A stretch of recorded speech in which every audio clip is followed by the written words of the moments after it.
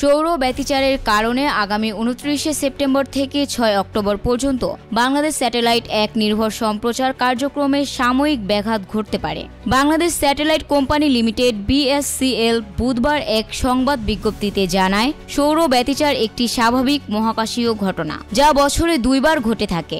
এ সময় সূর্য, পৃথিবী ও স্যাটেলাইট একই সরল রেখায় অবস্থান করায় স্যাটেলাইটের সিগন্যালে প্রভাব পড়ে। বিজ্ঞপ্তি অনুযায়ী 29 সেপ্টেম্বর থেকে শুরু হয়ে প্রতিদিন সকাল 9:30 আশেপাশে কিছু সময়ের জন্য সম্প্রচার কার্যক্রমে বিঘ্ন ঘটতে পারে। এর মধ্যে 2 ও 3 অক্টোবর সকাল 9:29 থেকে 9:42 পর্যন্ত প্রায় 13 মিনিট সম্প্রচারে সবচেয়ে বেশি প্রভাব পড়ার আশঙ্কা রয়েছে।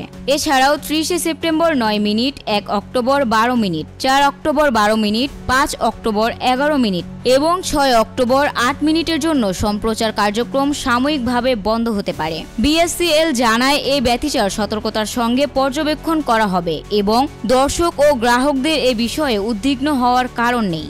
অনামিকা আক্তার, নিউজ টাইমস।